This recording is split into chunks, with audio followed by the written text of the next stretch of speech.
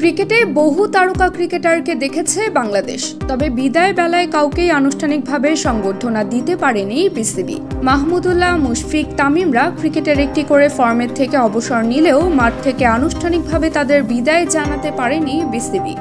সামনেই হয়তো দলের সব সিনিয়র ক্রিকেটাররাও পর্যায়ক্রমে অবসরে যাবেন। তাদের ভালোভাবে বিদায় জানানোর কি কোনো আগ্রহ আছে বিসিবির? এমন প্রসঙ্গ উঠতেই মাহমুদুল্লাহর অবসর প্রসঙ্গ টেনে নিজের অভিমানের কথা জানান বিসিবি প্রধান নাজমুল হাসান পাপন। পারফরম্যান্সের কারণে গত 2020 সালে পাকিস্তান টেস্টের পর বাদ পড়ে গিয়েছিল মাহমুদুল্লাহ। তিনি পরে লম্বা সময় পর ফেরেন জিম্বাবুয়ের বিপক্ষে টেস্টে। সেই টেস্টে অপরাজিত 150 রানের ইনিংস খেলে আচমকা ড্রেসিং রুমে সবাইকে জানিয়ে দেন এটাই তার শেষ ম্যাচ। যা নিয়েই গণমাধ্যমের কাছে নিজের পুষে রাখা অভিমানের কথা জানিয়েছেন পাপন।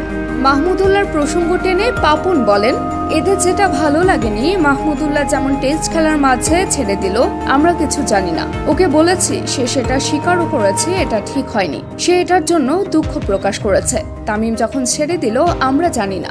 এসব কারো ভালো লাগার কথা নয়। আমরা চাই ওরা আমাদের একটা পরিকল্পনা জানাক, কে কতদিন খেলতে চায়। তারা যতদিন খেলতে চায় আমরা চেষ্টা করব তাদের খেলাতে। তারা এখনো না খেলার অবস্থায় নেই, সেটাও না।